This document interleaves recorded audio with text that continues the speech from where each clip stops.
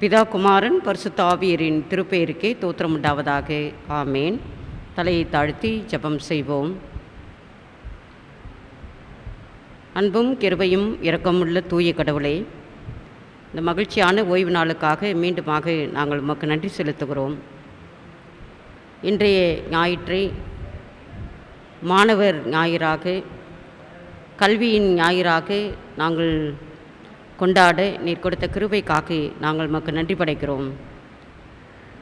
புதிய கல்வி ஆண்டாக இருக்கின்றபடியினாலே குறிப்பாக மாணவர்களுக்காக ஜெபிக்கவும், பள்ளிக்கூடங்கள், கல்விக்கூடங்கள் இவையெல்லாம் மூடப்பட்டிருக்கின்ற சூழலிலே உம்முடைய கிருபை தொடர்ந்து உடனிருந்து மீண்டுமாக பள்ளிக்கு சென்று கல்லூரிகளுக்கு சென்று கற்கின்ற வாய்ப்பை எங்களுடைய மாணவர்களும் அனைத்து மக்களும் பெற்றுக்கொள்ள வேண்டும் என்று மன்றாடி இந்த வழிபாட்டிலே மன்றாட்டை ஏறெடுக்க நாங்கள் இப்பொழுதும் கூடி வந்திருக்கிறோம். உம்முடைய கரத்திலே எங்கள் யாவரையும் தாழ்த்தி அர்ப்பணிக்கிறோம். நீரே எங்களுக்கு ஆசிரியராக, கற்பிக்கின்றவராக இருக்கிறீர். பல்வேறு ஓமைகளின் வழியாக, கதைகளின் வழியாக இறையரசை குறித்த செய்தியை எங்களுக்கு நீர் கற்பித்தீரே. தொடர்ந்து ஆண்டவரே, உம்முடைய பிள்ளைகளாக இவ்வுலகத்தில் அநேக காரியங்களை நாங்கள் கற்றுக்கொள்ளவும், கற்றுக்கொள்வதற்கு எங்களுடைய செவிகளை எப்பொழுதும் நாங்கள் திறந்து வைத்திருக்கவும் நீர் எங்களுக்கு துணை புரிய வேண்டுமாய் ஜெபிக்கிறோம். இந்த வழிபாட்டை முற்றிலும் முடிய உம்முடைய கரத்திலே அர்ப்பணிக்கிறோம். நீரே எங்களை வழிநடத்தும். கர்த்தருக்கு பயப்படுதலே ஞானத்தின் ஆரம்பம் என்று நாங்கள் அறிந்திருக்கிறோம்.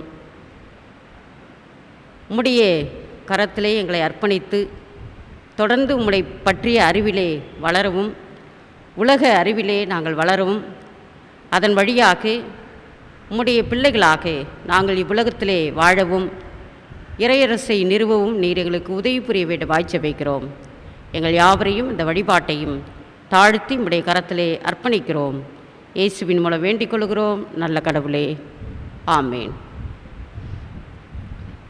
நாம் அனைவரும் சேர்ந்து வழிபாட்டிற்கு ஆரம்பமாக பாமாலையன் 256 பாடுவோம். பாமாலையன் 256. விண்ணோர்கள் போற்றும் ஆண்டவா, உம் மேன்மை அற்புதம்.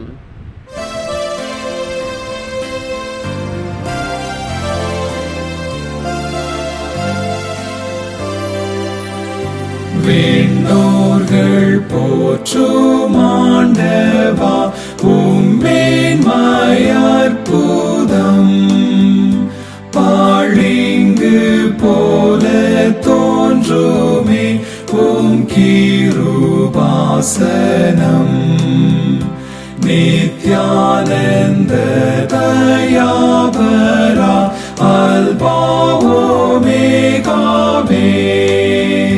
மாத்துயர் போற்றும் ஆண்டவா, ராஜாதி ராஜாவே.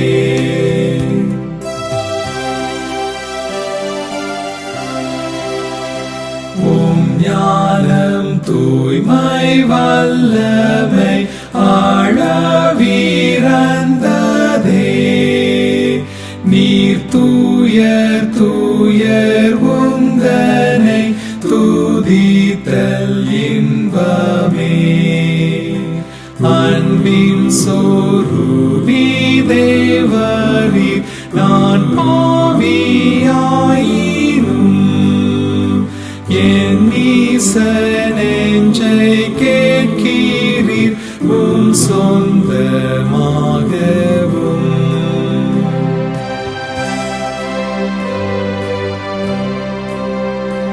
உம்மை போல் தயை மிகுந்த ஓர் தந்தையும் உண்டோ?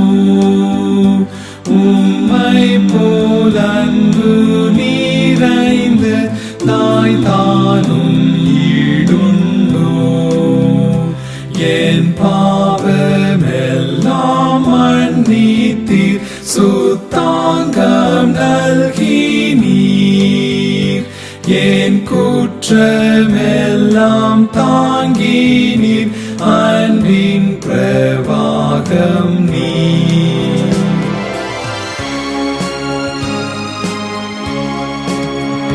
மேலோக நித்திய பாக்கியத்தை நான் பெற்று வாழுவேன் உம் திவ்ய இன்ப முகத்தை கண்ணுற்று பூரிப்பேன்.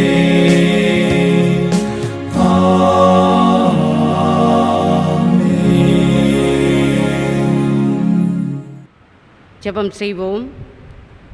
எல்லா இருதயங்களையும், எல்லா விருப்பங்களையும், எல்லா ரகசியங்களையும் அறிந்திருக்கின்ற சர்வ வல்லமையுள்ள கடவுளே, நாங்கள் தேவரிடத்தில் பரிபூரணமாய் அன்பு கூறவும், உமது பரிசுத்த நாமத்தை உத்தமமாய் மகிமைப்படுத்தவும், உமது பரிசுத்த ஆவியின் ஏவுதலால் எங்கள் இருதயத்தின் சிந்தனைகளை சுத்தம் பண்ணியறல எங்கள் கர்த்தராகிய கிறிஸ்துவின் மூலமாய் வேண்டிக் கொள்கிறோம். ஆமேன். சேர்ந்து சொல்லுவோம். உன்னதத்தில் இருக்கிற கடவுளுக்கு மகிமையும், பூமியிலே சமாதானமும், மனிதர் மேல் பிரியும் உண்டாவதாக. கர்த்தராகிய பராபரனே, பரமராஜாவே, சர்வத்திற்கு வல்ல பிதாவாகிய கடவுளே, உம்மை துதிக்கிறோம், உம்மை புகழ்கிறோம், உம்மை வணங்குகிறோம், உம்மை மகிமைப்படுத்துகிறோம். முதல் சிறந்த மகிமை நிமித்தம் உமக்கு தோத்திரம் செலுத்துகிறோம். கர்த்தராகிய ஒரே பேரான குமாரனாகிய இயேசு கிறிஸ்துவே, கர்த்தராகிய பராபரனே, பிதாவின் சுதனே, உலகத்தின் பாவத்தை சுமந்து தீர்க்கிற தேவ ஆட்டுக்குட்டியே, எங்களுக்கு இரங்கும். உலகத்தின் பாவத்தை சுமந்து தீர்க்கிறவரே, எங்கள் ஜெபத்தை ஏற்றுக்கொள்ளும். கடவுளாகிய பிதாவின் வலது பார்சில் வீற்றிருக்கிறவரே, எங்களுக்கு இரங்கும். நீரே பரிசுத்தர், நீரே கர்த்தர். இயேசு கிறிஸ்துவே தேவரீர் ஒருவரே, பரிசுத்த ஆவியோடே கடவுளாகிய பிதாவின் மகிமையிலே உன்னதமானவராயிருக்கிறீர். ஆமேன். நம்முடைய கர்த்தராகிய இயேசு கிறிஸ்து சொன்னதாவது, இஸ்ரவேலை கேள், நம்முடைய கடவுளாகிய கர்த்தர் ஒருவரே கர்த்தர். உன் கடவுளாகிய கர்த்தரிடத்தில் உன் முழு இருதயத்தோடும், உன் முழு ஆத்மாவோடும், உன் முழு மனதோடும் பலத்தோடும் அன்பு கூறுவாயாக என்பதே பிரதான கற்பனை. இதற்கு ஒப்பாயிருக்கிற இரண்டாம் கற்பனை என்னவென்றால், உன்னிடத்தில் நீ அன்பு கூறுவது போல் பிறரிடத்திலும் அன்பு கூறுவாயாக என்பதே. இவைகளிலும் பெரிய கற்பனை வேறொன்றுமில்லை. இவ்விரண்டு கற்பனைகளிலும் நியாயப்பிரமாணம் முழுமையும் தீர்க்க தரிசனங்களும் அடங்கியிருக்கிறது என்பதே. கர்த்தாவே, எங்களுக்கு இறங்கி இந்த பிரமாணத்தை கைக்கொள்ள எங்கள் இருதயத்தை ஏவியருளும். சகோதர சகோதரிகளே, நாம் இப்பொழுது கடவுளுடைய பரிசுத்த வசனத்தை கேட்க, அவரிடத்தில் இறை மன்றாட்டுகளை ஏறெடுக்க கூடி வந்திருக்கிறோம். உத்தம மனஸ்தாபத்தோடும் உண்மையான விசுவாசத்தோடும் அவரிடத்தில் கிட்டிச் சேர்வதற்காக கடவுளுடைய கிருபையை தேடி இருக்கின்ற இடங்களிலே அமர்ந்த நிலையிலோ முழங்கால் படியிட்டோ நாம் நம்முடைய பாவங்களையும் கடவுளுக்கு விரோதமாக செய்த மீறுதல்களையும் எண்ணி நம்மை நாம் சோதித்து அறிவோம்.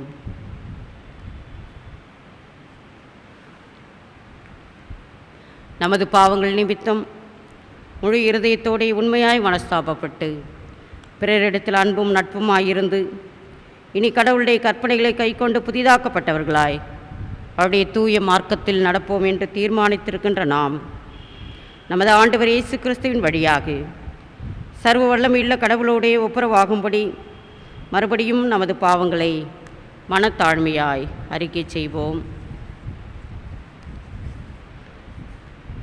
யாவரும் சேர்ந்து சொல்லுவோம். பரம கடவுளே, உமக்கு விரோதமாகவும் எங்கள் அயலாருக்கு விரோதமாகவும் பாவம் செய்தோம் என்று அறிக்கையிடுகிறோம். ஒளியில் நடவாமல் இருளில் நடந்து வந்தோம். கிறிஸ்துவின் நாமத்தை சொல்லியும் தீமை விட்டு விலகவில்லை. எங்களுக்கு இறங்க வேண்டும் என்றுமிடம் மன்றாடுகிறோம். இயேசு கிறிஸ்துவின் நிமித்தம் எங்கள் பாவங்கள் எல்லாவற்றையும் மன்னியும். உமது பரிசுத்த ஆவியினாலே எங்களை சுத்திகரித்து எங்கள் மனசாட்சியை விருப்பித்தருளும். உம்முடைய பரிசுத்த நாமத்துக்கு மகிமை உண்டாகும்படி நாங்கள் இனி புது ஜீவனுள்ளவர்களாய் உமக்கு ஊழியம் செய்யத்தக்கதாக மற்றவர்களுக்கு மன்னிக்க எங்களுக்கு உதவி புரியும். ஆமேன். இயேசு கிறிஸ்துவின் மூலமாய் தம்மிடத்தில் உண்மையாய் மனம் திரும்புகின்ற யாவருக்கும் அருளப்படுகின்ற கிருபை நிறைந்த அருள்வாக்கை கேளுங்கள். பாவிகளை இரட்சிக்க கிறிஸ்து இயேசு உலகத்தில் வந்தார் என்கின்ற வார்த்தை உண்மையும் எல்லா அங்கீகரிப்புக்கும் பாத்திரமானது.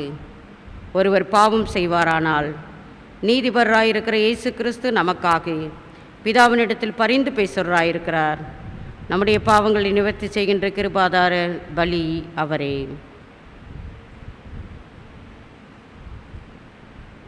நம்முடைய தாயும் தந்தையுமாகி சர்வ வல்லமையுள்ள கடவுள் உத்தம மனஸ்தாபத்தோடும் உண்மையான விசுவாசத்தோடும் தமிழத்திற்கு மனம் திரும்பி தங்கள் சகோதரர் சகோதரிகளின் குற்றங்களை மன்னிக்கின்ற யாவருக்கும் பாவ மன்னிப்பை அருளி செய்வோம் என்று மிகுந்த இரக்கமாய் வாக்குத்தத்தம் செய்திருக்கின்றார். அவர் நம்முடைய ஆண்டவர் இயேசு கிறிஸ்துவின் நிமித்தம் நமக்கு இறங்கி நமது பாவங்கள் எல்லாவற்றையும் மன்னித்து அவைகளின்றி நம்மை விடுதலையாக்கி சகல நன்மையிலும் நம்மை உறுதிப்படுத்தி நிலைநிறுத்தி நித்திய ஜீவக்கரையில் சேர்ப்பாராக. ஆமேன். தேவரீருக்கே தோத்திரம் உண்டாவதாக. திருமறை பாடங்கள் வாசிக்க கேட்போம். வாசிக்க வேண்டிய முதலாம் வேத பாடம் 1 அரசர்கள் 3ஆம் அதிகாரம் 16 முதல் 28 முடிய. 1 ராஜாக்கள் 3ஆம் அதிகாரம் 16 முதல் 28 முடிய. ஒரு நாள் ஒரு விலை மாதம் அரசர் முன்னிலையில் வந்து நின்றனர். அவர்களுள் ஒருத்தி, என் தலைவரே, இந்த பெண்ணும் நானும் ஒரே வீட்டில் குடியிருக்கிறோம். அந்த வீட்டில் அவள் என்னுடன் இருந்தபோது நான் ஒரு குழந்தையை பெற்றெடுத்தேன். என் குழந்தை பிறந்து 3 நாள் ஆன பின் அவளும் ஒரு குழந்தையை பெற்றெடுத்தாள். அந்த வீட்டில் எங்கள் இருவரை தவிர வேறு யாரும் இல்லை. இவள் இரவில் தூங்கும்போது தன் மகன் மீது புரண்டு விட்டதால் அவன் இறந்து போனான். அவள் நள்ளிரவில் எழுந்து, உன் பணிப்பெண்ணாகிய நான் தூங்கிக் கொண்டிருக்கையில் என் அருகில் கிடந்த என் மகனை எடுத்து தன் நெஞ்சருகில் வைத்து கொண்டு இறந்துவிட்டு தன் மகனை என் நெஞ்சருகில் கிடத்திவிட்டாள். விடியற் காலையில் பிள்ளைக்கு பால் கொடுக்க நான் எழுந்தபோது ஐயோ, அது செத்து கிடந்தது. சற்று விடிந்த பின் பிள்ளையை உற்று பார்த்தபோது அது நான் பெற்ற பிள்ளை அல்ல என்று கண்டேன் என்றாள். இதை கேட்ட மற்றவளோ, இல்லை, உயிரோடு இருப்பதே என் பிள்ளை, செத்து போனது உன் பிள்ளை என்றாள். முதல் பெண்ணோ, இல்லை, செத்த பிள்ளைதான் உன்னுடையது, உயிரோடு இருக்கும் பிள்ளை என்னுடையது என்றாள். இவ்வாறு அரசர் முன் அவர்கள் வாதாடினர். அப்பொழுது அரசர், என்ன இது, ஒருத்தி உயிரோடு இருக்கிற இவன் என் மகன், செத்துவிட்டவன் உன் மகன் என்கிறான். மற்றவளோ, இல்லை, செத்துவிட்டவள் உன் மகன், உயிரோடு இருக்கிறவன் என் மகன் என்கிறாள் என்றார். பின்னர் அரசர், ஒரு வாளை கொண்டு வாருங்கள் என்றார். அவ்வாறே அவர்கள் அரசரிடம் ஒரு வாள் கொண்டு வந்தனர். பிறகு அரசர், உயிரோடு இருக்கும் குழந்தையை 2ஆக வெட்டி ஒரு பாதியை ஒருத்தியிடமும் மறுபாதியை மற்றொருத்தியிடமும் கொடுங்கள் என்றார். உடனே உயிரோடு இருந்த பிள்ளையின் தாய் தன் மகனுக்காக நெஞ்சம் பதறி அரசரிடம், வேண்டாம் என் தலைவரே, கொல்ல வேண்டாம், உயிரோடு இருக்கும் குழந்தையை அவளிடமே கொடுத்து விடுங்கள் என்று வேண்டினாள். மற்றவளோ, அது எனக்கும் வேண்டாம், உனக்கும் வேண்டாம், அதை 2ஆக வெட்டுங்கள் என்றாள். உடனே அரசர், உயிரோடு இருக்கும் அந்த குழந்தையை கொல்ல வேண்டாம், முதல் பெண்ணிடமே கொடுங்கள், அவள்தான் அதன் தாய் என்று முடிவு கூறினார். அரசர் அளித்த தீர்ப்பை பற்றி இஸ்ரவேல் மக்கள் எல்லாரும் கேள்விப்பட்டனர். நீதி தீர்ப்பு வழங்குவதற்கென கடவுள் அருளிய ஞானம் அவரிடம் உள்ளது என்று கண்டு அவருக்கு அஞ்சி நடந்தினர். வாசிக்க வேண்டிய முதலாம் வேத பாடம் வாசித்தாயிற்று. தேவனுக்கே மகிமை உண்டாவதாக. ஆமென். வாசிக்கப்பட வேண்டிய 2ஆம் வேத பாடம் யாக்கோபு எழுதிய திருமுகம் 1ஆம் அதிகாரம் வசனங்கள் 1 முதல் 8 வரை. யாக்கோபு 1ஆம் அதிகாரம் 1 முதல். சிதறுண்டு வாழும் 12 குலத்திற்கு கடவுளுக்கும் ஆண்டவராகிய இயேசு கிறிஸ்துவுக்கும் பணியாளராகிய யாக்கோபு வாழ்த்து கூறி எழுதுவது, என் சகோதர சகோதரிகளே, பல வகையான சோதனைகளுக்கு உட்லாகும்போது நீங்கள் மகிழ்ச்சியாய் இருக்க வேண்டும் என்பதை கருத்தில் கொண்டிருங்கள். உங்கள் நம்பிக்கை சோதிக்கப்படும் போது மன உறுதி உண்டாகும் என்பது உங்களுக்கு தெரியும். உங்கள் மன உறுதி நிறைவான செயல்களால் விளங்கட்டும். அப்பொழுது எக்குறையுமின்றி முற்றும் நிறைவுள்ளவர்களாய் இருப்பீர்கள். உங்களிடையே குறைவான ஞானம் கொண்டிருப்போர் கடவுளிடத்தில் கேட்கட்டும், அப்பொழுது அவரும் ஞானத்தை கொடுப்பார். அவர் முகம் கோணாமல் தாராளமாய் எல்லாருக்கும் கொடுப்பவர். ஆனால் நம்பிக்கையோடு ஐயப்பாடின்றி கேட்க வேண்டும். ஐயப்பாடு கொள்பவர்கள் காற்றினால் அலைக்கழிக்கப்படும் கடல் அலையை போன்றவர்கள். எனவே இத்தகைய இரு மனமுள்ள நிலையற்ற போக்குடையவர்கள் ஆண்டவரின் ஏதாவது பெற முடியும் என நினைக்காதிருக்கட்டும். வாசிக்கப்பட வேண்டிய இரண்டாம் வேத பாடம் வாசித்தாயிற்று. கிறிஸ்துவுக்கே மகிமை உண்டாவதாக. ஆமீன். ஜெபம் செய்வோம். எங்கள் கண்மலையும் மீட்பெருமாக்கிய ஆண்டவரே, இவ்வேளையிலே உம்முடைய திரு சமூகத்திலே நாங்கள் ஆங்காங்கே இந்த வழிபாட்டிற்காக கூடும்படியாக நீர் தந்த கிருபைக்காக தோத்திரம். தனித்தனி குடும்பங்களாக, தனி நபர்களாக நாங்கள் ஆங்காங்கே கூடியிருந்தாலும் உம்முடைய திரு உறவிலே, திருச்சபையின் உறவிலே நாங்கள் ஒரு குடும்பமாக இணைக்கப்பட்டிருக்கின்றோம் என்ற நம்பிக்கையோடு கூட ஆண்டவரே நாங்கள் எங்களை அர்ப்பணிக்கின்றோம். இப்பொழுதும் உம்முடைய வார்த்தைகளின் வழியாக நீர் எங்களோடு கூட இடைபட வேண்டுமாய் ஜெபிக்கின்றோம். என் நாவின் சொற்களும் எங்கள் ஒவ்வொருவருடைய உள்ளத்தின் சிந்தனைகளும் உம்முடைய பார்வையில் பிரியமுள்ளதாக இருக்க துணை புரிந்தருளும். எங்கள் ஆண்டவர் இயேசுவின் திருப்பெயரில் தாழ்மையோடு வேண்டிக் கொள்ளுகிறோம் நல்ல கடவுளே, ஆமேன். ஆண்டவருக்குள் பிரியமானவர்களே, உங்கள் யாவரையும் நமது ஆண்டவரும் இரட்சகரும் மீட்பருமாகிய இயேசு கிறிஸ்துவின் ஒப்பற்ற திருப்பெயரில் அன்போடு கூட இந்த காணொளி வழியாக ஆலயத்திலிருந்து வாழ்த்தி ஆண்டவரின் அருளும் ஆசையும் உங்களோடு கூட இருக்க வேண்டும் என்று வாழ்த்துகிறோம். ஆண்டவர் தாமே உங்கள் ஒவ்வொருவரையும் தொடர்ந்து தம்முடைய அருள் வளங்களினாலும் அவர் அருளுகின்ற சுகத்தாலும் பலனாலும் நிறைத்தருள்வாராக. முதலாம் தேதி வழிபாட்டில் நான் உங்களோடு கூட பகிர்ந்து கொண்ட வண்ணமாக ஜூன் மாதம் ஒரு கல்வியாண்டின் தொடக்கமாக இருக்கின்றது. ஒரு திருப்பணி ஆண்டின் துவக்கமாக அது இருக்கின்றது. உங்களோடு கூட இந்த திருச்சபையில் பொறுப்பேற்று ஒரு வருடத்தை நிறைவு செய்து நாங்கள் இரண்டாவது வருடத்திலே உங்களோடு எங்களுடைய திருப்பணியை தொடர கடவுள் அருள் புரிந்திருக்கின்றார். அதற்காக கடவுளுக்கு நன்றி செலுத்துவோம். அது மாத்திரமல்ல, இந்த கல்வி ஆண்டில் நம்முடைய பிள்ளைகள் புதிய வகுப்புகளுக்கு அடியெடுத்து வைக்க இருக்கின்றார்கள். பள்ளி படிப்பை நிறைவு செய்த பிள்ளைகள் கல்லூரியை நோக்கி செல்லவிருக்கின்றார்கள். பள்ளிகளில் ஒரு பருவத்தை, ஒரு நிலையை நிறைவு செய்தவர்கள் அடுத்த நிலைக்கு அவர்கள் முன்னேறி செல்ல இருக்கின்றார்கள். பல புதுமைகளையும் மாற்றங்களையும் வளர்ச்சியையும் முன்னேற்றத்தையும் ஒவ்வொரு கல்வி ஆண்டும் நம்முடைய பிள்ளைகளுடைய வாழ்க்கையிலே கொண்டு வந்து கொண்டிருக்கின்றது.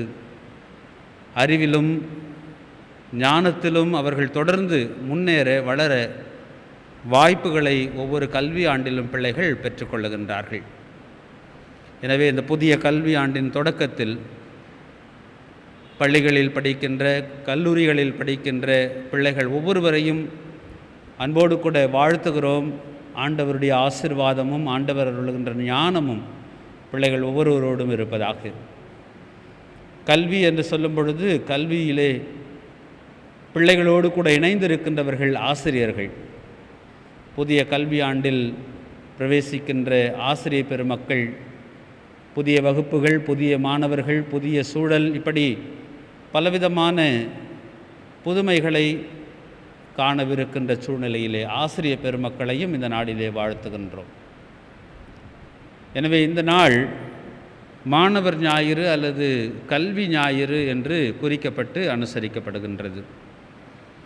இன்றைக்கு கொரோனா தொற்றினாலே ஏற்பட்டிருக்கின்ற மிகப்பெரிய பாதிப்புகளில் ஒன்று கல்வி பாதிக்கப்பட்டிருக்கின்றது.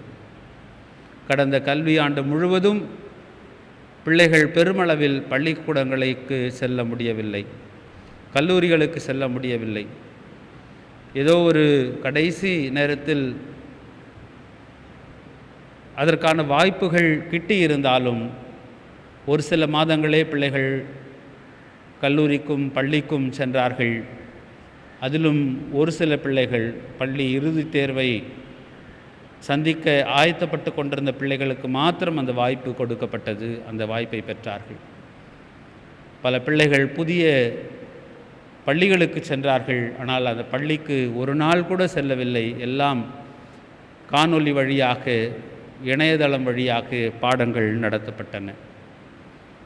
எனவே பெருமளவில் இந்த கொரோனா கதவடைப்பு காலத்தில் பாதிக்கப்பட்டது கல்வி.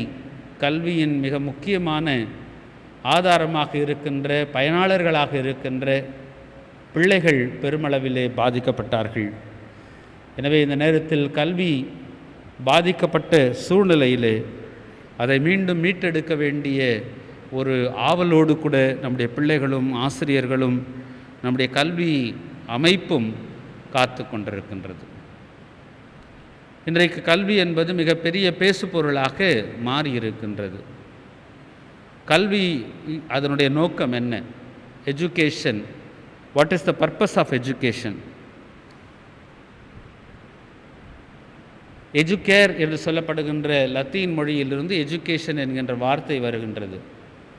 எஜுகேர் என்கின்ற அந்த சொல்லினுடைய பொருள் டு பிரிங் அவுட், வெளிக்கொணர்தல். அது உணர்த்துவது என்ன? பிள்ளைகளுக்குள் இருக்கின்ற திறன்களை, அவருடைய ஆளுமையை வெளியே கொண்டு வருவது கல்வியினுடைய நோக்கமாக இருக்கின்றது. ஆனால் இன்றைக்கு நம்முடைய கல்வி அமைப்பும் கல்வி திட்டங்களும் அப்படிப்பட்டதாக இருக்கின்றதா என்று நாம் கேட்கும் பொழுது அதில் நாம் பெருமளவு அந்த நோக்கத்தை அடையவில்லை என்று தான் நாம் சொல்ல வேண்டும். இன்றைய கல்வி முறை எப்படி இருக்கின்றது என்றால், தகவல்களை பிள்ளைகளுக்கு கொடுக்கின்ற ஒரு வழி தொடர்பு முறையாக இருக்கின்றது. One way communication. ஒரு பாடத்திட்டம் இருக்கின்றது. அந்த பாடத்திட்டத்தை நிறைவு செய்வதற்காக ஆசிரியர் வகுப்பறையிலே வந்து பாடங்களை நடத்துகின்றார்.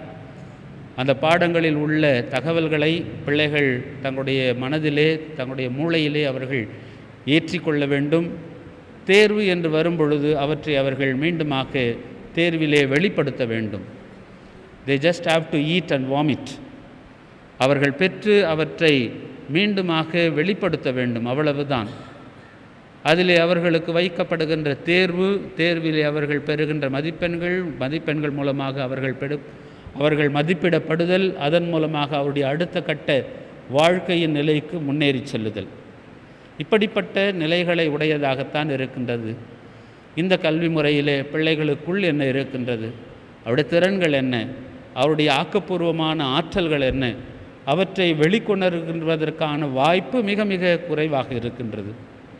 ஆனால் கடவுளுக்கு நன்றி செலுத்த வேண்டும். தற்காலத்தில் கொண்டு வரப்படுகின்ற கற்றலில் இனிமை என்கின்ற கருத்தியல்கள், சித்தாந்தங்கள், இப்படிப்பட்ட சித்தாந்தங்களை, எண்ணங்களை முன்னெடுத்து பிள்ளைகளுடைய ஆழ்மனதில் இருக்கின்ற, அவருக்குள் புதைந்திருக்கின்ற திறன்களையும் ஆற்றல்களையும் வெளிக்கொண்டுவதற்கான ஒரு முயற்சியாக இருக்கின்றது. ஆனால் அதிலும் அண்மையிலே சில சிக்கல்களும் தடைகளும் வந்திருப்பதை நாம் அறிவோம்.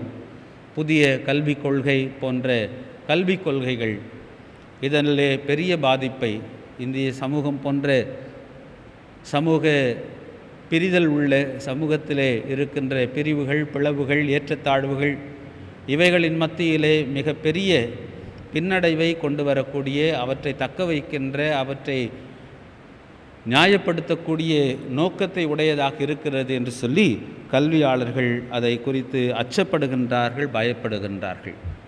எனவே அதை குறித்து நாம் கவனமாகவும் எச்சரிக்கையாகவும் இருந்து மாற்றங்களை நாம் ஒரு திறனாய்வோடு கூட நாம் மாற்றங்களை ஏற்றுக்கொள்ள எதிர்பார்க்கப்படுகின்றோம்.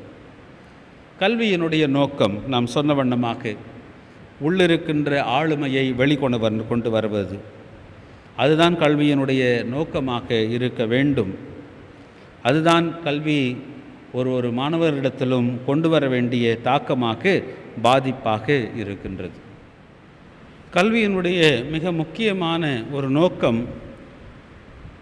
அல்லது கல்வியிலே செயல்படுத்தப்படுகின்ற ஒன்று என்னவென்றால் அறிவு பெறுதல். அறிவு என்பது ஒரு எல்லைக்குட்பட்ட ஒரு பொருளை உடையதாகவே இருக்கின்றது. Knowledge is acquiring certain informations. To be knowledgeable about some issues, சில பிரச்சனைகள், சில கருத்துக்கள், சில தகவல்கள், இவற்றை பற்றி ஒருவர் கொண்டிருக்கின்ற அறிவு, ஒருவருக்கு தெரிந்திருக்கின்ற அந்த தெரிதல், அதுதான் அறிவு என்பது, நாலெட்ஜ் என்பது, அக்வயரிங் நாலெட்ஜ். ஆனால் அது மாத்திரமல்ல கல்வியினுடைய நோக்கம். கல்வியினுடைய நோக்கம் சில தகவல்களை நாம் பெற்றுக்கொள்வது மாத்திரமல்ல, அந்த தகவல்களை, அந்த அறிவை செயலுக்கு கொண்டு வருதல், செயல்படுத்துதல். அறிவு செயலாக்கத்திலே வருவதுதான் கல்வியினுடைய மிக முக்கியமான ஒரு பணி. அதுதான் ஞானம் என்பது, wisdom. Wisdom is knowledge in application. Applied knowledge is wisdom. கொண்டிருக்கின்ற அறிவை செயலாக்கத்தில் வெளிப்படுவது, வாழ்வியலிலே அதை உடையவராக இருக்கின்றது. வாழ்வு, நாம் பெற்றிருக்கின்ற கல்வி, அறிவு, இவைகளினால் அவைகள் வடிவமைக்கப்பட்டு இருக்க வேண்டும். ஆழ்த்தன்மையிலே ஒரு முன்னேற்றத்தை, மாற்றத்தை கொடுக்கக்கூடியதாக இருக்க வேண்டும். அப்படியென்றால் கல்வியினுடைய நோக்கம் ஒவ்வொரு மனிதரும் ஞானமுடையவராக இருக்க வேண்டும். அந்த ஞானம் என்பது ஒருவருடைய ஆழ்த்தன்மையை வடிவமைக்கக்கூடியதாக இருக்கின்றது. அந்த ஆழ்த்தன்மை என்பது அவருடைய மனப்பான்மை, சித்தாந்தம், இவைகளிலெல்லாம் ஒரு தெளிவை கொண்டு வருகின்ற ஒன்று. The purpose of education is to make a person wise. To be wise indicates a holistic personality. முழுமையான ஆழ்த்தன்மையை உடைய ஒருவராக திகழ முற்படுதல், திகழ வைப்பது கல்வியினுடைய நோக்கம். நம்முடைய கல்வி ஒருவேளை இந்த அறிவை கொடுக்கலாம், ஆனால் அந்த அறிவை செயல்படுத்துவது என்பது ஞானத்தின் வழியாக வருகின்றது. அந்த ஞானம் இறைவனுடைய அருளால் கொடுக்கப்படுகின்றது. Wisdom is a divine providence. இறைவனுடைய அருளால் கிடைக்கப்பெறுவதே ஞானம் என்பது. எனவே இன்றைய நாளில், இந்த சிறப்பான நாளில், கல்வி ஞாயிறு, மாணவர் ஞாயிறு ஆகிய இந்த நாளில் நமக்கென்று கொடுக்கப்பட்டிருக்கின்ற தலைப்பு விண்ணிலிருந்து வரும் ஞானம், விஸ்டம் ஃப்ரம் அபவ் என்பதாகும். அதற்கு துணையாக நமக்கு கொடுக்கப்பட்டிருக்கின்ற 3 திருமறை பகுதிகளையும் மையமாக கொண்டு ஒரு சில சிந்தனைகளை நான் உங்களோடு கூட இந்த நாளிலே பகிர்ந்து கொள்ள விரும்புகின்றேன். முதலாவதாக, நீதியை நிலைநாட்டும் ஞானம், விஸ்டம் தட் என்ஷூர்ஸ் ஜஸ்டிஸ். இதற்கு துணையாக நாம் படிக்க கேட்ட 1 ராஜாக்களின் புத்தகம் 3ஆம் அதிகாரத்திற்கு உங்களுடைய கவனத்தை நான் ஈர்க்க விரும்புகின்றேன். நமக்கு நன்கு தெரிந்த ஒரு நிகழ்வு. சாலமோன் அரசராக பொறுப்பேற்கின்றார். அரசனாக பொறுப்பேற்ற சாலமோன் கடவுளை தொழுது கொள்வதற்காக, கடவுளுக்கு பலிபீடத்திலே பலி செலுத்துவதற்காக பலிபீடத்தை நோக்கி செல்லுகின்றார். கிபெயோன் என்று சொல்லப்படுகின்ற இடத்திலே இருக்கின்ற பலிபீடத்திற்கு செல்லுகின்றார். அங்கே தொழுகை மேட்டிலே அவர் கடவுளுக்கு பலி செலுத்திவிட்டு அங்கு ஒரு மன்றாட்டு ஏறெடுக்கின்றார். கடவுளிடத்திலே மன்றாடுகின்றார், ஜெபிக்கின்றார். அந்த ஜெப வேளையிலே கடவுளோடு கூட அவர் தொடர்பிலே இருந்த பொழுது கடவுளுடைய காட்சி, திருக்காட்சி அவருக்கு வருகின்றது, தரிசனம் பெறுகின்றார். அப்பொழுது கடவுள் சாலமோனிடத்திலே ஒரு வாய்ப்பை கொடுக்கின்றார். உனக்கு என்ன வேண்டும், உனக்குடைய தேவை என்ன என்பதை குறித்து சாலமோனிடத்திலே கடவுள் கேட்கின்றார். நமக்கு நன்கு தெரியும், ஒருவேளை ஞாயிறு பள்ளி முதற்கொண்டு நாம் படித்த நிகழ்வு. எதை வேண்டுமென்றாலும் கேட்டிருக்கலாம், செல்வத்தை கேட்டிருக்கலாம், வாழ்வின் செழுமையை கேட்டிருக்கலாம். ஆனால் சாலமோன் கேட்டது ஆண்டவரே, எனக்கு மிகப்பெரிய பொறுப்பை கொடுத்திருக்கின்றீர். இந்த நாட்டை ஆட்சி செய்ய வேண்டிய பொறுப்பு, உம்முடைய மக்களுக்கு சார்பிலே நின்று உம்முடைய நீதியை வழங்க வேண்டிய பொறுப்பு எனக்கு இருக்கின்றது. எனவே நான் நீதியையும் நியாயத்தையும் நிறைவேற்றுவதற்கான ஞானத்தை எனக்கு தர வேண்டும் என்று கேட்கின்றார். 1 ராஜாக்கள் 3ஆம் அதிகாரம் 9ஆம் வசனம் இப்படி சொல்லுகின்றது: நன்மை மக்களுக்கு நீதி வழங்கவும், நன்மை தீமை பகுத்தறியவும் தேவையான ஞானம் நிறைந்த உள்ளத்தை அடியேனுக்கு தந்தருளும் என்று செபிக்கின்றார். மக்களுக்கு நீதி வழங்க, நன்மை தீமை பகுத்தறிகின்ற ஞானம் தனக்கு வேண்டும் என்று கேட்கின்றார். எனவே சாலமோனுடைய வேண்டுகோள் கடவுளுடைய சமூகத்திலிருந்து தனக்கு ஞானம் வர வேண்டும், ஞானம் வேண்டும் என்று கேட்கின்றார். அந்த ஞானம் எதற்காக என்றால், ஆட்சி செய்கின்றவர், ஆளுகையிலே இருக்கின்ற இந்த அரசன் நியாயம் நீதியை மக்களுக்கு ஒழுங்காக வழங்க வேண்டும், நன்மை எது தீமை எது என்பதை பகுத்தறிகின்ற ஒரு ஞானம் தனக்கு வேண்டும் என்று கேட்கின்றார். இன்றைக்கு படிக்கப்பட்ட பகுதி இதனை தொடர்ந்து வருகின்ற ஒரு சம்பவம். 16ஆம் வசனம் முதற்கொண்டு அரச பொறுப்பேற்றவுடன் இந்த ஞானத்திற்கு ஒரு சோதனை வந்தது போல ஒரு சம்பவம், ஒரு நிகழ்வு. நாம் அந்த நிகழ்வை பற்றி படித்தோம், கேட்டோம். வேண்டுமென்றால் நாம் தனிமையிலே அமர்ந்து படிக்கலாம். நான் அந்த சம்பவத்தை மீண்டுமாக விளக்கப் போவதில்லை. இந்த நிகழ்ச்சியிலே சாலமோனுக்கு வருகின்ற ஒரு சோதனையை நாம் பார்க்கின்றோம். அந்த ஞானத்தை அவர் எப்படி செயல் வடிவிலே கொண்டு வருகின்றார். How he applies the wisdom in action. இந்த ஞானம் அவருக்கு எதற்கு துணை புரிகின்றது? முதலாவது, இந்த ஞானத்தை அவர் எப்படி பெற்றுக்கொண்டார் என்று பார்க்கும் பொழுது ஒரு தாழ்நிலையிலிருந்து பெற்றுக்கொள்ளுகின்றார். Wisdom doesn't come when you are filled with pride. ஞானம் என்பது அறிவு பெருமையினால் வருவது அல்ல. பல நேரங்களில் அறிவுடையவர்கள், படித்தவர்கள், கல்வியாளர்கள், கல்விமான்கள் நமக்கு படித்திருக்கின்றோம் என்கின்ற செருக்கு பல நேரங்களிலே வந்து விடுவதுண்டு.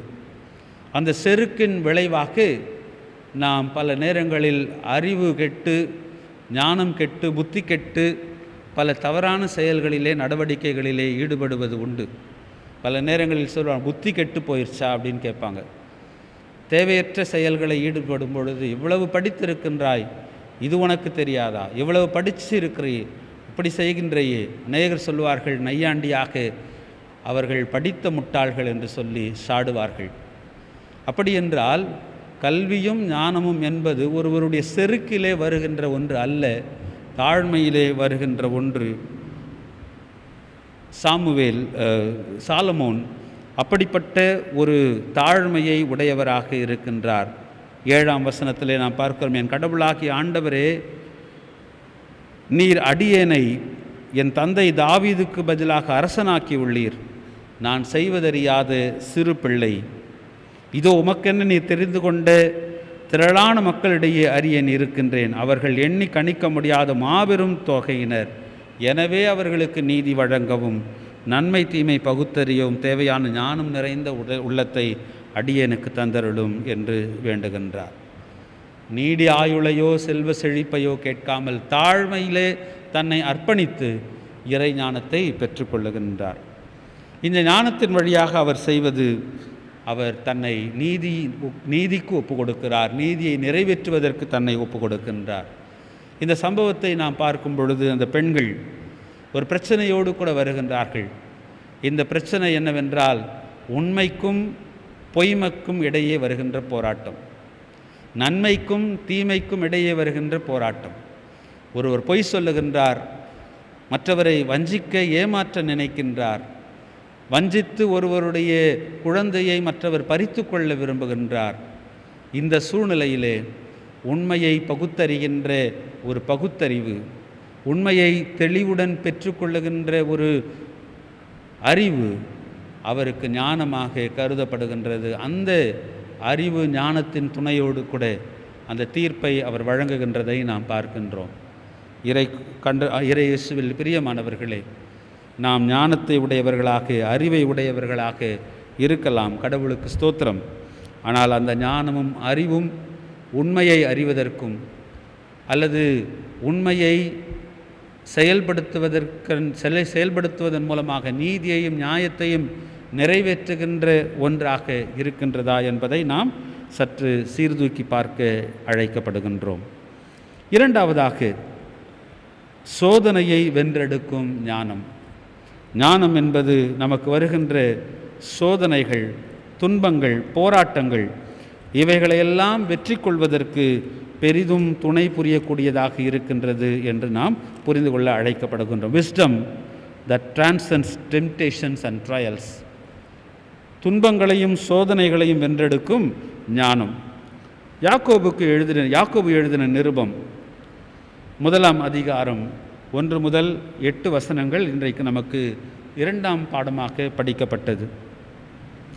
முதல் நூற்றாண்டு கிறிஸ்தவர்கள் கடவுளுடைய மிகப்பெரிய அருளையும் ஆசீர்வாதத்தையும் தங்களுடைய வாழ்க்கையிலே பெற்றுக்கொள்ள தங்களை ஒப்படைத்து கொண்டவர்கள்.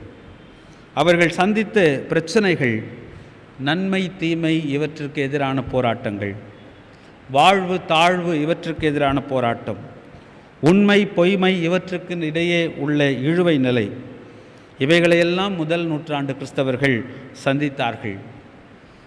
யாக்கோபு இந்த திருமுகத்தை எழுதும் பொழுது அவர்களுக்கு இந்த பிரச்சனைகளுக்கு உதவி செய்வதற்கான ஒரு ஆலோசனையை அவர் எழுதுகின்றார்.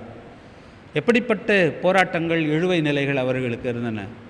அவருடைய நம்பிக்கை சார்ந்து புதிய நம்பிக்கையிலே அவர்கள் தங்களை ஒப்படைத்தவர்களாக இருக்கின்றார்கள். யூத கிறிஸ்தவர்கள் யூதர்களாக இருந்து யூத சமயத்திலிருந்து கிறிஸ்தவத்தை ஏற்றுக்கொண்டவர்கள். யூத சமயத்திற்கும் கிறிஸ்தவத்திற்கும் இடையே அந்த நம்பிக்கையிலே காணப்பட்ட ஒரு இழுவை நிலை.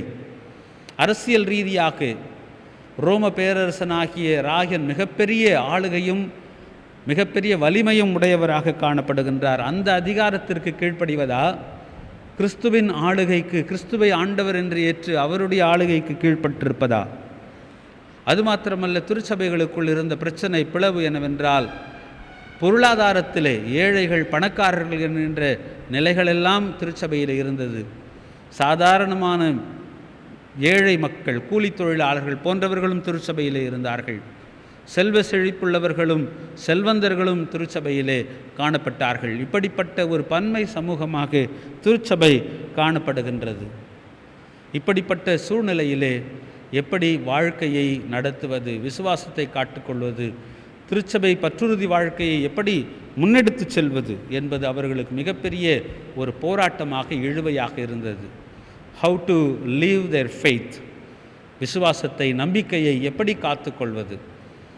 யாக்கோபு நிருபம் செயல்களின் பற்றுறுதி என்று நாம் சொல்லலாம். ஃபெய்த் இன் ஆக்ஷன், செயலாக்கம் பெறுகின்ற பற்றுறுதி. விசுவாசம் என்பது, நம்பிக்கை என்பது இறை உறவு மாத்திரமல்ல.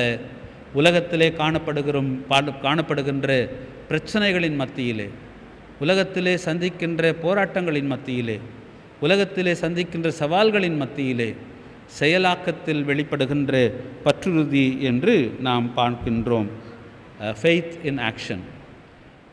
இதன் அடிப்படையிலே தான், இந்த பின்னணியிலே தான் யாக்கோபு நிருபத்தை எழுதுகின்ற ஆசிரியர் செயல் வடிவத்திலே மற்றவர்களுக்கு உதவி செய்வதிலே, நமக்கு இருக்கின்ற பொருளாதார வலிமையை கொண்டு மற்றவர்களுக்கு எப்படி நாம் உதவி செய்கின்றோம், உடன் மனிதர் உறவிலே மேம்பாட்டிலே தான் இறை உறவு என்பது முழுமை பெறுகின்றது என்று சொல்லுகின்றார்.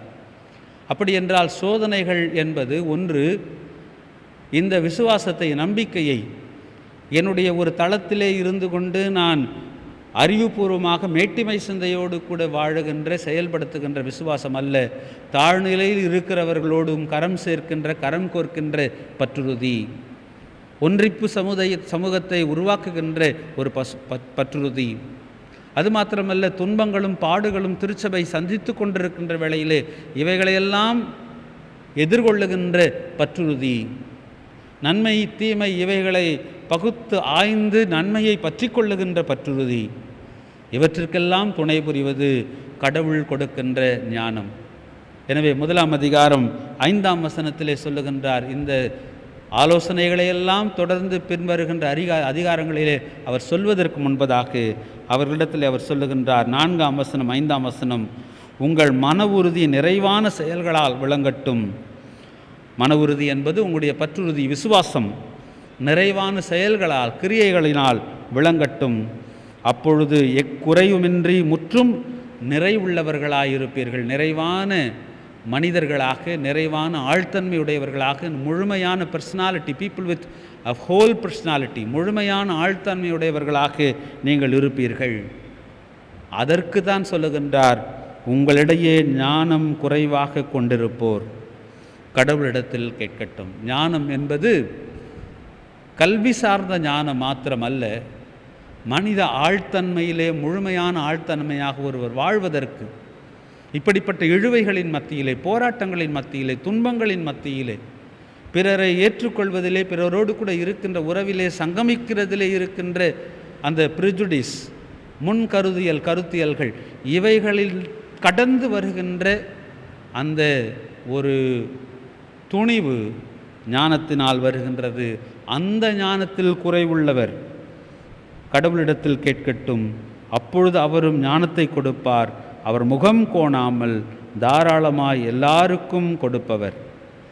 எனவே ஞானம் என்பது யாக்கோபு அவருடைய பார்வையிலே அறிவை பெறுவது மாத்திரமல்ல, நம்பிக்கையை உரிய விதத்திலே செயல்படுத்துவதற்கு தேவையான ஞானத்தை பெற்றுக்கொள்ள அவர் துணை புரிகின்றார். அதற்கு உரிய ஞானத்தை பெற்றுக்கொள்ள அழைப்பு கொடுக்கப்படுகின்றது. கிறிஸ்துவுக்குள் பிரியமானவர்களே, நம்முடைய நம்பிக்கை செயல் வடிவம் பெறுவதற்கு இறை ஞானம் பெரிதும் துணை புரிகின்றது. இப்படிப்பட்ட சோதனைகளை, துன்பங்களை வென்றெடுக்கின்ற ஒரு ஞானத்தை கடவுள் நமக்கு கொடுக்க நாம் அவருடைய கரத்திலே அர்ப்பணிப்போம். மூன்றாவதாக, ஞானம் இறை அறிவை வெளிப்படுத்துகின்றது. இறை அறிவை வெளிப்படுத்தும் ஞானம், wisdom that ensures divine knowledge. இதற்கு துணையாக நாம் படிக்கும்படியாக கேட்ட லூக்கா என்பவர் எழுதிய நற்செய்தி நூல் 10ஆம் அதிகாரம் 21ஆம் வசனம் முதல் வருகின்ற ஒரு பகுதி. இந்த பகுதி லூக்கா நற்செய்தி 10ஆம் அதிகாரத்தின் முதல் வசனம் முதல் 12ஆம் வசனம் வரை வருகின்ற பகுதியின் பின்னணியிலிருந்து நாம் புரிந்து கொள்ள வேண்டும். ஆண்டவர் தம்முடைய சீடர்களில் 70 பேரை தெரிந்து கொண்டு அவர்களை இருவராக பல்வேறு நகரங்களுக்கும் கிராமங்களுக்கும் அனுப்புகின்றார். அருட்பணிக்கான அதிகாரத்தை கொடுத்து அனுப்புகின்றார். அருட்பணிக்கான பொறுப்பை கொடுத்து அனுப்புகின்றார்.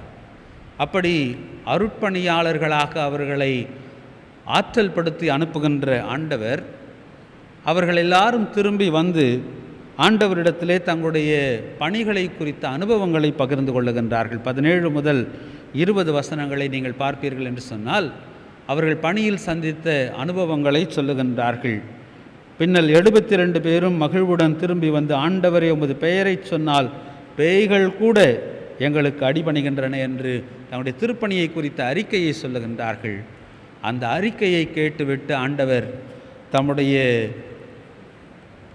ஒரு பெரிய அழகான ஒரு மன்றாட்டை எடுக்கின்றார். இயேசு தூய ஆவியால் பேருவகை கொண்டு என்று சொல்லி 21ஆம் வசனம் கடவுளிடத்திலே இந்த மக்களுக்கு கடவுள் அருளிய ஞானத்தை குறித்து அவர்களுக்கு கடவுளை போற்றுகின்றார். எப்படி சொல்லுகின்றார்? ஆண்டவரே, உம்மை போற்றுகிறேன், ஏனெனில் ஞானிகளுக்கும் அறிஞர்களுக்கும் இவற்றை மறைத்து குழந்தைகளுக்கு வெளிப்படுத்தினீர். இதுவே உம் திருவுளம் என்று சொல்லுகின்றார். பின்பு அவர் தம்முடைய சீடர்கள் பக்கமாக திரும்பி 22ஆம் வசனம், என் தந்தை எல்லாவற்றையும் என்னிடத்தில் ஒப்படைத்திருக்கிறார்.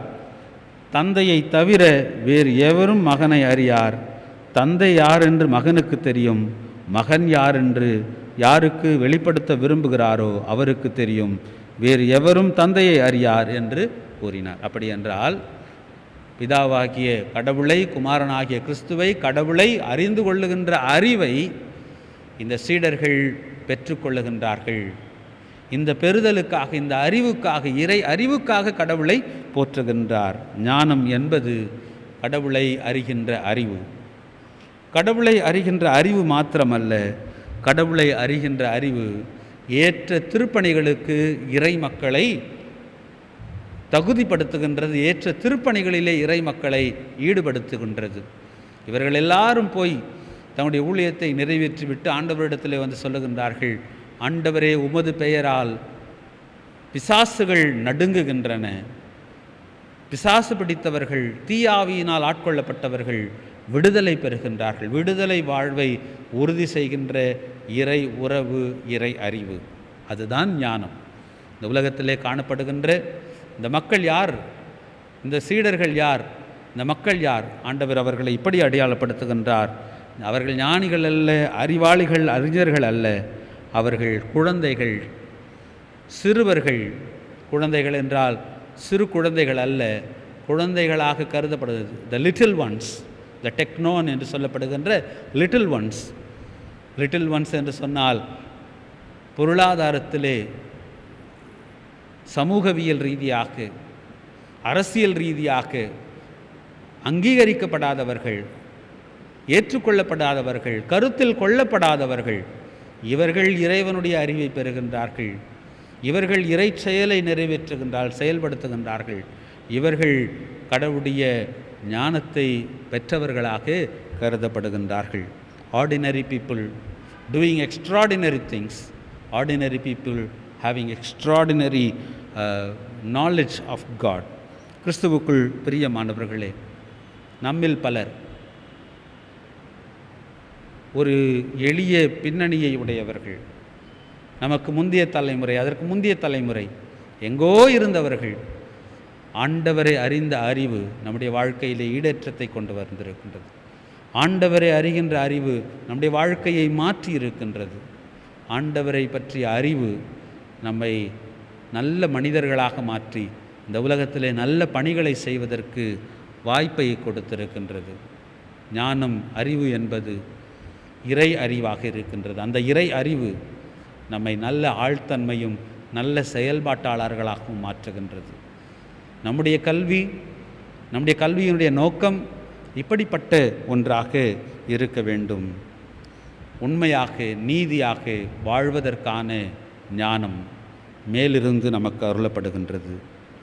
சோதனைகளையும் போராட்டங்களையும் வென்றெடுக்கின்ற ஞானம் விண்ணிலிருந்து நமக்கு அருளப்படுகின்றது. இறைவனை அறிகின்ற அறிவின் வழியாக விளிம்பு நிலையிலிருந்து விடுதலையை அனுபவிக்கின்ற ஞானம் இறைவனிடத்திலிருந்து நமக்கு அருளப்படுகின்றது. அத்தகைய ஞானத்தை நாம் நாடுவோம். அத்தகைய ஞானத்தை நம்முடைய பிள்ளைகள் பெற்றுக்கொள்ள நம்மை நாம் ஒப்படைப்போம். ஆண்டவரும் ஆவியானவரும் நமக்கு அதற்கு பெரிதும் துணை புரிவாராக. ஆமீன். இறை வார்த்தைகளை கேட்ட நாம் நம்முடைய விசுவாசத்தை நிசையா விசுவாச பிரமாணத்தின் வழியாக அறிக்கை செய்வோம். வானத்தையும் பூமியையும் காணப்படுகிறதும் காணப்படாததுமான எல்லாவற்றையும் படைத்தவராயிருக்கிற சர்வ வல்லமையுள்ள பிதாவாகிய ஒரே கடவுளை விசுவாசிக்கிறேன். ஒரே கர்த்தருமாய் கடவுளுடைய ஒரே பேரான குமாரனுமாயிருக்கிற இயேசு கிறிஸ்துவையும் விசுவாசிக்கிறேன். அவர் சகல உலகங்களும் உண்டாவதற்கு முன்னே தமது பிதாவினாலே ஜெனிப்பிக்கப்பட்டவர், தெய்வத்தில் தெய்வமானவர், ஜோதியில் ஜோதியானவர், மெய்தேவனில் மெய்தேவனானவர், உண்டாக்கப்படாமல் ஜெனிப்பிக்கப்பட்டவர், பிதாவோட ஒரே தன்மையுடையவர், சகலத்தையும் உண்டாக்கினவர், மனிதராகிய நமக்காகவும் நமக்கு ரட்சிப்பு உண்டாகவும் பரமண்டலத்திலிருந்து இறங்கி பரிசுத்த ஆவியினாலே கன்னிமரியாரிடத்தில் அவதரித்து மனிதனானார். நமக்காக பொந்திய பிலாத்துவின் காலத்தில் சிலுவையில் அறையுண்டு பாடுபட்டு அடக்கம் பண்ணப்பட்டார். வேத வாக்கியங்களின்படி 3ஆம் நாள் உயிர்த்தெழுந்தார். பரமண்டலத்துக்கு ஏறி பிதாவின் வலது பாரசத்தில் வீற்றிருக்கிறார். உயிருள்ளோரையும் மரித்தோரையும் நியாயம் தீர்க்க மகிமையோடு திரும்ப வருவார். அவருடைய ராஜ்யத்திற்கு முடிவில்லை. கர்த்தருமாய் ஜீவனை கொடுக்கிறவருமாய் பிதாவிலும் குமாரன் என்று புறப்படுகிறவருமாய் பிதாவோடும் குமாரனோடு கூட தொழுது தோத்தரிக்கப்படுகிறவருமாய் தீர்க்கதரிசிகள் மூலமாக உரைத்தவருமாயிருக்கிற பரிசுத்த ஆவியையும் விசுவாசிக்கிறேன். ஒரே பரிசுத்த பொதுவான அப்போஸ்தல திருச்சபை உண்டு என்று விசுவாசிக்கிறேன். பாவ மன்னிப்புக்கென்று நியமிக்கப்பட்ட ஒரே ஞான ஸ்நானத்தை அறிக்கையிடுகிறேன். மரித்தோர் உயிர்த்தெழுதலும் மறுமைக்குரிய ஜீவனும் உண்டாகும் என்று காத்திருக்கிறேன். ஆமேன். சபைக்குரிய அறிவிப்புகள் அறிவிக்க கேட்போம். சபையாருக்கு அறிவிப்புகள். இன்று யூடியூப் வழியாக வழிபாட்டில் பங்கேற்கும் சபையார் அனைவருக்கும் திருச்சபையின் சார்பாக வாழ்த்துதலை தெரிவித்துக் கொள்கிறோம். சந்தா கவர் சுய வெறுப்பு உண்டியல் மற்றும் பொதுவான காணிக்கை கொடுக்க விரும்புவோர் ஆலயத்தில் கொடுக்கலாம் மற்றும் சந்தா கவர் பெற்றுக்கொள்ளாதவர்கள் வந்து வாங்கிக் கொள்ளலாம் என்று தெரிவித்துக் கொள்கிறோம். ஆன்லைன் மூலமாகவும் பணம் செலுத்தலாம். கோவிட் ரிலீஃப் நமது ஆலயத்தில் கஷ்டப்பட்ட மக்களுக்கு அரிசி மற்றும் மளிகை பொருட்கள் வழங்கப்பட்டது. அதற்கு ஏறக்குறைய ரூபாய் 3 லட்சம் செலவிடப்பட்டது. சபையார் இத்திட்டத்துக்கு மனம் உவர்ந்து உதவி செய்யும்படி கேட்டுக்கொள்ளப்படுகிறீர்கள். கொடுக்க விரும்புவோர் ஆயர்களை அணுகும்படி கேட்டுக்கொள்ளப்படுகிறீர்கள். ஒவ்வொரு ஞாயிறும் மாலை 6 மணிக்கு ஜூம் ஆப் மூலம் ஜெபம் நடைபெறும். நமது ஆயர்கள் ஜெபத்தை நடத்துவார்கள். சபையார் இதில் பங்கேற்கும்படி கேட்டுக்கொள்ளப்படுகிறீர்கள். இதற்கான லிங்க் திரையில் போடப்பட்டுள்ளது. ஒவ்வொரு வியாழக்கிழமை மாலை 5 மணிக்கு ஜூம் ஆப் மூலம் பெண்கள் ஐக்கிய ஜெபக்கூடை நடைபெறும். நமது ஆயரமாவர்கள் இக்கூடுகையை நடத்துவார்கள். அனைத்து பெண்கள் தவறாது கலந்து கொள்ளும்படி கேட்டுக்கொள்ளப்படுகிறீர்கள். அடுத்த அறிவிப்பு வரும் வரை ஞாயிறு பள்ளி சண்டே கிளாஸ் நடைபெறாது என்று தெரிவித்துக் கொள்கிறோம். சென்ற வாரம் பெறப்பட்ட காணிக்கை ரூபாய் 68,942. இதன் விவரங்கள் விளம்பர பலகையில் வைக்கப்பட்டுள்ளன. இந்த வாரத்தில் தங்கள் பிறந்த நாட்களையும் திருமண நாட்களையும் கொண்டாடுகிறவர்களை சபையாக வாழ்த்துகிறோம். Birthdays: June 6th, Mrs. J. Bama David, Mr. Franklin Stanley, Miss Gracelyn Fowler, Mr. A.M. Vikramaraja, Mrs. E. Mallika, Mr. P.D. Moses, Mr. P. Samuel, Mr. P. Paul Pratap, Mr. E. Karunanidhi. 7th June, Mrs. Beulah Bhakyaraj, Mr. P. Daniel Shaker, Mrs. S. Daphne, Mr. J. Devasagayam, Mr. N. Jabez Winston, Mrs. A. Paripurnam, Mr. Jaswant Jenny, Miss J. Rebecca Jenitha, Mrs. S. Selvakumari, Mrs. M. Vidubala Priscilla, Mrs. Darlinda Samuel, Mrs. V. Indumadi Alice Joy Christinal, baby A. Amita. 8th June, Miss R. Blessy Helen, Mr. B. Samson, Mr. Vemagiri Johan, Mr. A. Rajasingh Alexander, Mrs. D. Sheba Jodi Malar, Master E. Samuel Miracle. 9th June, Mr. R. Dikshwin Robinson, Dr. Mrs. Angeline Priscilla, Mr. R. Durairaj, Master A. Ruel Roche, Mrs. J. Denisha Jesslyn.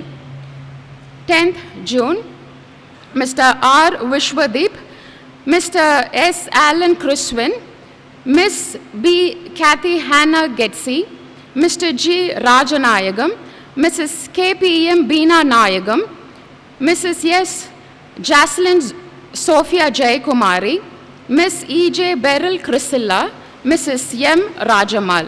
11th June, Mr. R. Nelson, Miss M. Jennifer Mary, Mr. Vivian Jacob, Mrs. S. Sorna Rani. 12th June, Mr. P. Devadas, Mrs. A. Padmavati, Miss Meera J. Sudasan, Mrs. Daphne Lennon, baby Jennifer Jessica. Wedding anniversaries: 6th June, Mrs. Sylvia Clement and Mr. Clement Dante, Mrs. S. Magdalenaal and Mr. S. Sampson, Mrs. Nithya Kalyani and Mr. J. Samuel Selvanathan. 9th June, Mrs. P. Agnes Kernap and Mr. Prabhakar Samraj. 11th June, Mrs. J. Priscilla Divakar and Mr. K. Divakar Luke. Mrs. S. Lima Pushpam and Mr. P. Solomon Rajkumar. Mrs. Getsima Hemalata and Mr. T. Samuel Soundarajan. 12th June, Mrs. R. Christy Hepzibah Ruby and Mr. S. Victor Joshua. நன்றி. இன்றைய நாளிலும் பிறந்த நாட்களையும் திருமண ஆண்டு விழாக்களையும் கொண்டாடுகின்ற அன்பர்களையும் சம்பரியரையும் அன்போடு கூட வாழ்த்துகிறோம். ஆலயத்தின் சார்பிலே உங்கள் யாவருக்கும் வாழ்த்துக்களை தெரிவித்துக் கொள்கிறோம். கர்த்தர் உங்களை ஆசீர்வதிப்பாராக. ஜெபம் செய்வோம். எங்கள் அன்பு நிறைந்த நல்ல கடவுளே, எல்லா நல்ல ஆசீர்வாதங்களுக்கும் ஊற்றும் உறைவிடமாக திகழ்கின்றவரே, இந்த வாரத்திலும் தங்களுடைய பிறந்த நாட்களையும் திருமண ஆண்டு விழாக்களையும் கொண்டாடுகின்ற அன்பு பிள்ளைகளுக்காக உமக்கு நன்றி செலுத்துகிறோம். அவர்களை நம்முடைய கரத்திலே ஒப்பு கொடுக்கின்றோம். கடந்து போன வருடங்கள் முழுவதும் நீர் காத்து பராமரித்து அவர்களுக்கு நீர் கொடுத்த சுகம் பலன் வாழ்வின் அனைத்து அருட்கொடைகளுக்காக உமக்கு நன்றி செலுத்துகிறோம். புதிய வருடத்திலே புதிய நன்மைகளையும் ஆசீர்வாதங்களையும் அவருடைய வாழ்விலே நீர் நிறைவாக தாரும். சுகவீனங்கள் பலவீனங்களோடு கூட இருக்கின்றவர்களையும் உடைய கரத்திலே கொடுக்கிறோம். கர்த்தருடைய கடம் பிள்ளைகளோடு கூட இருந்து சூழ்நிலைகளை மாற்றி அருள வேண்டுமாய் செபிக்கின்றோம். உடைய கரம் உடன் இருப்பதாக இயேசுவின் மூலமே வேண்டிக் கொள்கிறோம் நல்ல பிதாவே, ஆமேன். நாம் யாவரும் இணைந்து கிறிஸ்தவ கீர்த்தனைகளிலே 282வது கீர்த்தனையை பாடுவோம். நல்ல தேவனே ஞான ஜீவனே வல்ல உமது கருணை தன்னை வாழ்த்தி போற்றுவேன். இந்த பாடலை நாம் இசைக்க கேட்போம். நாமும் உடன் இணைந்து கொள்ளுவோம்.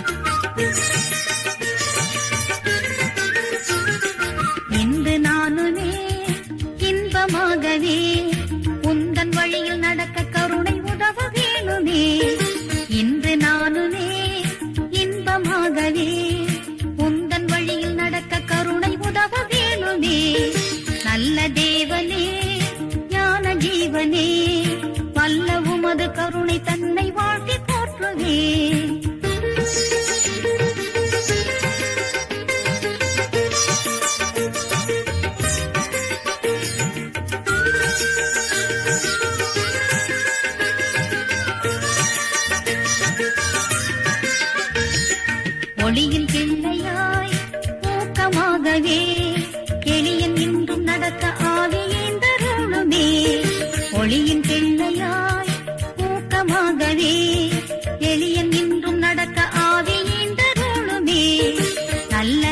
தேவனே ஞான ஜீவனே வல்ல உமது கருணை தன்னை வாழ்த்தி போற்றுவே. நல்ல தேவனே ஞான ஜீவனே வல்ல உமது கருணை தன்னை வாழ்த்தி போற்றுவே. ஜெபம் செய்வோம். எங்கள் அன்பு நிறைந்த நல்ல ஆண்டவரே, இப்பொழுதும் உம்முடைய திரு சமூகத்திலே நாங்கள் இந்த ஞாயிறு வழிபாட்டிற்காக காணொளியிலே இணைவதற்கு நீ தந்த நல்ல வாய்ப்புக்காக உம்முடைய அருளுக்காக நன்றி செலுத்துகின்றோம். ஆண்டவரே, இந்த கொரோனா தொற்றினாலே ஏற்பட்டிருக்கின்ற கதவடைப்பினால் ஆலயத்திற்குள்ளே நாங்கள் கூடி வந்து தொழுவதற்கான வாய்ப்பு அற்றவர்களாக இருக்கும் பொழுது இந்த தொழில்நுட்பத்தின் வசதியை கொண்டு ஆண்டவரே நாங்கள் உடன் விசுவாசிகளாக திருச்சபையின் வழிபாட்டில் இணைவதற்கு நீர் கொடுத்த கிருபைக்காக ஸ்தோத்திரம் செலுத்துகிறோம். தொடர்ந்து உம்முடைய அருளுக்கும் ஆசீர்வாதத்திற்கும் எங்கள் ஒவ்வொருவரையும் நாங்கள் தாழ்த்தி ஒப்பு கொடுக்கிறோம். கர்த்தர் செய்த எல்லா நன்மைகளுக்காகவும் ஆசீர்வாதங்களுக்காகவும் நாங்கள் உமக்கு நன்றி செலுத்துகிறோம். உள்ளத்தின் ஆழத்திலிருந்து உம்மை போற்றுகின்றோம். நீர் கொடுத்த சுகம், பலன், ஜீவனுக்காக, நீர் கொடுத்த வாழ்வின் அருட்கொடைகளுக்காக, நீர் கொடுத்த பொருளாதார வலிமைக்காக ஆண்டவரே நாங்கள் உமக்கு நன்றி செலுத்துகிறோம், உம்மை துதிக்கின்றோம். தொடர்ந்து உம்மிடத்தில் நன்மையை பெற்றுக்கொள்ளுகின்ற நாங்கள் அந்த நன்மைக்கு உண்மை உள்ளவர்களாக, நன்றி உள்ள உணர்வோடு கூட எப்பொழுதும் உம்முடைய நாமத்தை மகிமைப்படுத்துகின்றவர்களாக வாழ நீர் கிருபை செய்ய வேண்டுமா என்ற கரத்திலே ஒப்பு கொடுத்து செபிக்கின்றோம். ஆண்டவரே, இந்த புதிய கல்வி ஆண்டை துவங்கி இருக்கின்ற இத்தருணத்தில் புதிய வகுப்புகளுக்கும் புதிய பயிற்சிகளுக்கும் புதிய கல்வி நிறுவனங்களை நாடி செல்லுகின்ற பிள்ளைகளுக்காக இந்த சமூகத்திலே சிறப்பாக நாங்கள் வேண்டிக் கொள்ளுகிறோம். பிள்ளைகளை நீர் ஆசிர்வதியும். ஆண்டவரே, புதிய அனுபவங்கள், புதிய கல்வி, புதிய பாடத்திட்டங்கள் இவற்றின் மத்தியிலே பிள்ளைகளுக்கு நீர் தாமே ஆண்டவரே உம்முடைய அருளையும் ஆசீர்வாதத்தையும் தந்து வழிநடத்த வேண்டும் ஆட்சேபிக்கிறோம். குறிப்பாக கொரோனா தொற்றினாலே ஏற்பட்ட இந்த பின்னடைவு, இந்த பாதிப்பு, இந்த தாக்கத்தின் மத்தியிலே எங்களுடைய பிள்ளைகள் கல்வியிலே பெருமளவு பாதிக்கப்பட்டிருப்பதை நீர் அறிவீர் சுவாமி. ஆண்டவரே, இந்த இடைவெளியானது அதிசீக்கிரத்தில் சரி செய்யப்பட, இந்த காலங்கள் மாற, ஆண்டவரே இந்த நெருக்கடி காலங்கள் நிறைவுக்கு வந்து ஒரு முடிவுக்கு வந்து பிள்ளைகள் விடுதலையோடு கூட தங்களுடைய உணர்வையும் தங்களுடைய மகிழ்ச்சியையும் வெளிப்படுத்தக்கூடிய அளவிலே பள்ளிகளுக்கு செல்வதற்கு, பள்ளிக்கூடங்களிலே கல்வியை கற்றுக்கொள்வதற்கு, உடன் மனிதர் உடன் பிள்ளைகளோடு கூட ஆண்டவரே தங்களுடைய அன்பையும் உறவையும் அவர்கள் பரஸ்பரம் பகிர்ந்து கொண்டு அதனாலே வருகின்ற மகிழ்ச்சியை பெறத்தக்கதாக நிற்கிருபை செய்ய வேண்டும் ஆட்சி வைக்கின்றோம். ஆண்டவரே, எங்களுடைய கல்வி திட்டங்களிலே இருக்கின்ற குறைவுகளை நீர் அறிவீர். அவற்றையெல்லாம் நாங்கள் மேற்கொண்டு விண்ணிலிருந்து வருகின்ற ஞானத்தை எங்களுடைய பிள்ளைகளுக்கு நாங்கள் உரித்தாக்க நீர் கிருபை செய்யும்.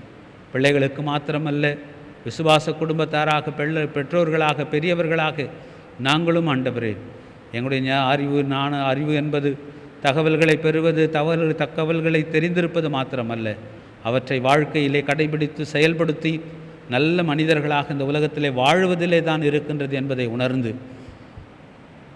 நீதியையும் நியாயத்தையும் நிறைவேற்றுவதற்கு உண்மையை அறிகின்ற ஞானத்தை உடையவர்களாக இருக்க உதவி செய்யும். வாழ்க்கையின் துன்பங்களையும் சோதனைகளையும் போராட்டங்களையும் இழுவைகளையும் மேற்கொள்ளுகின்ற துணிவை பெறுகின்ற ஞானத்தை உடையவர்களாக இருக்க அருள் புரியும். எல்லாவற்றிற்கும் துணை புரிகின்ற கடவுளுடைய அறிவை பெறுகின்ற ஞானத்தை உடையவர்களாக இருக்க நீர் எங்களுக்கு துணை புரியும். இந்த நன்மைகளை எல்லாம் உடைய கரத்திலே நாங்கள் தாழ்மையோடு கூட வேண்டிக் கொள்ளுகிறோம். கிருபையாக இறங்கி அப்படிப்பட்ட அறிவையும் ஞானத்தையும் எங்களுடைய பிள்ளைகள் பெற்றுக்கொள்ள கிருபை செய்வீராக. ஒட்டுமொத்த இறை விசுவாசிகளாக நாங்களும் அப்படிப்பட்டவர்களாக இருக்க நீர் உதவி செய்ய வேண்டும் ஆட்சேபிக்கின்றோம். என்னுடைய திருச்சபைக்காக, திருச்சபையின் குடும்பங்களுக்காக செபிக்கின்றோம். விசேஷமாக சுகவீனமாக இருக்கின்றவர்கள், மற்ற சுகவீனங்கள் மற்றும் குறிப்பாக கொரோனா தொற்று பாதிப்பிலே இருக்கின்ற பிள்ளைகள் இவர்களுக்காக நம்முடைய சமூகத்திலே செபிக்கின்றோம். பெற்றுக்கொள்ளுகின்ற சிகிச்சைகள் நல்ல பலனை அவர்களுக்கு தரட்டும். அதி சீக்கிரத்தில் அவர்களெல்லாம் சுகமடைந்து தங்களுடைய வாழ்வின் பணிகளை தொடர்ந்து நிறைவேற்றுவதற்கு தேவரீர் கிருபை செய்ய வேண்டும் செபிக்கின்றோம். தொடர்ந்து ஆண்டவரே, என்னுடைய குடும்பங்களில் இருக்கின்ற பெற்றோர்கள், பெரியவர்களுக்காக ஜெபிக்கின்றோம். அவர்களுக்கு இருக்கின்ற இயல்பான உடல் பலவீனங்கள், சோர்வுகள், தனிமையின் சூழ்நிலைகள் எல்லாவற்றின் மத்தியிலும் ஆறுதலையும் சமாதானத்தையும் மன அமைதியை நீர் தந்துள்ள வேண்டும் ஜெபிக்கின்றோம். ஆண்டவரே, எங்களுடைய திருச்சபை மாத்திரமல்ல, உலகெங்கும் இருக்கின்ற அனைத்து மக்களுக்காக வேண்டிக் கொள்கிறோம். குறிப்பாக கொரோனா தொற்றினாலே அடைந்திருக்கின்ற இந்த அச்சம் முழுவதுமாக அகற்றப்பட நீர் கிருபை செய்யும். ஆண்டவரே, இந்நாட்களில் எங்களுடைய தமிழகத்தில் சென்னையில் தொற்றினுடைய தீவிரம் குறைந்திருப்பதை நாங்கள் கண்டு மகிழ்கின்றோம், நன்றி செலுத்துகின்றோம்.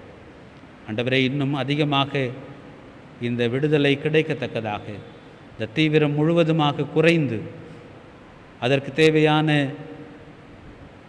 தடுப்பூசிகள் மக்கள் பெற்றுக்கொள்ள, அதுக்கான உடல் வலிமையை, நோய் எதிர்ப்பு சக்தியை மக்கள் பெற்றுக்கொள்ள நீர் கிருபை செய்ய வேண்டும் ஆட்சேபிக்கின்றோம். இயல்பு நிலை வாழ்க்கைக்கு நாங்கள் படிப்படியாக திரும்பி நாங்கள் மகிழ்ச்சியோடு கூட இருக்க நீர் கிருபை செய்ய வேண்டும் ஆட்சேபிக்கின்றோம். எங்களுடைய அரசாங்கத்திற்காக, அரசு அதிகாரிகளுக்காக நாங்கள் சமூகத்திலே செபிக்கின்றோம். அவர்களுக்கு தேவையான ஞானத்தையும் அர்ப்பணிப்பையும் ஆண்டவரே நீர் கட்டளையிட்டு இந்த நெருக்கடியான காலகட்டங்களை சந்திப்பதற்கு அவர்களுக்கு உதவி செய்ய வேண்டும் ஆட்சேபிக்கின்றோம். நம்முடைய திருக்கரத்திலே தாழ்த்தி ஒப்பு கொடுக்கிறோம். துதிகான மகிமை உமக்கே செலுத்தி எங்கள் ஆண்டவர் இயேசுவின் மூலமே வேண்டிக் கொள்கிறோம் நல்ல பிதாவே, ஆமேன். யாவரும் சேர்ந்து ஜெபிப்போம். பரமண்டலம் இருக்கிற எங்கள் பிதாவே, உம்முடைய நாமம் பரிசுத்தப்படுவதாக, உமது ராஜ்யம் வருவதாக, உம்முடைய சுத்தம் பரமண்டலத்திலே செய்யப்படுகிறது போல பூமியிலேயும் செய்யப்படுவதாக. அன்றுள்ள எங்கள் அப்பத்தை எங்களுக்கு இன்று தாரும். எங்களுக்கு விரோதமாய் குற்றவாளிகளுக்கு நாங்கள் மன்னிக்கிறது போல எங்கள் குற்றங்களை எங்களுக்கு மன்னியும். எங்களை சோதனைக்குள் பிரவேசிக்க பண்ணாமல் தீமையின்றி எங்களை ரட்சித்துக் கொள்ளும். ராஜ்யமும் வல்லமையும் மகிமையும் என்றென்றைக்கும் உடையவைகளே, ஆமேன். எல்லா புத்திக்கும் மேலானது இறையமைதி உங்களோடு இருந்து நீங்கள் கடவுளையும் அவருடைய குமாரனாகிய நம்முடைய நாதர் இயேசு கிறிஸ்து பற்றிய அறிவிலும் அன்பிலும் நிலைத்திருக்கும்படி உங்கள் இருதயத்தையும் சிந்தையையும் காக்க கடவது. பிதா, குமாரன், பரிசுத்தாவியும் ஆகிய சர்வ வல்லமை பொருந்திய கடவுளுடைய ஆசீர்வாதம் உங்களுக்குள்ளே இருந்து எப்பொழுதும் உங்களுடைய நிலைத்திருக்க கடவது. ஆமேன். நம்முடைய வழிபாட்டிற்கு நிறைவாக கிறிஸ்து சபை பாமாலைகளில் 195 பக்கத்தில் இருக்கின்ற முடிவு கவி 2 இணைந்து பாடுவோம். கர்த்தரே தற்காரும் ஆசீர்வாதம் தாரும்.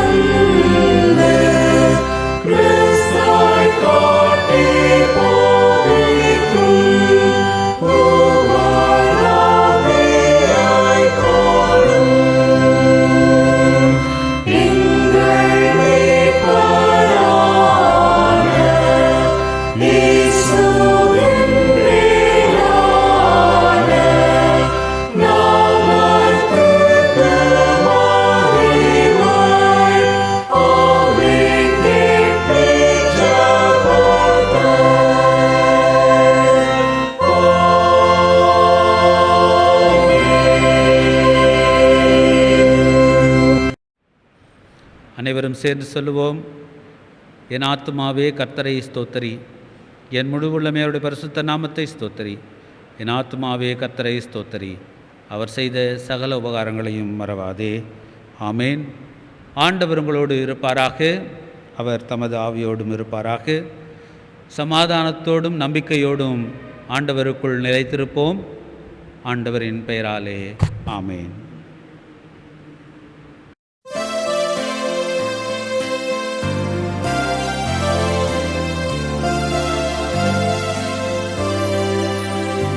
விண்ணோர்கள் போற்றும் ஆண்டவா, உம்மேன்மை அற்புதம். பாழிங்கு போல தோன்றுமே உம் கிருபாசனம். நித்யானந்த தயாபரா அல்பாவோமேகாவே மாத்துயர் போற்றும் ஆண்டவா ராஜாதி ராஜா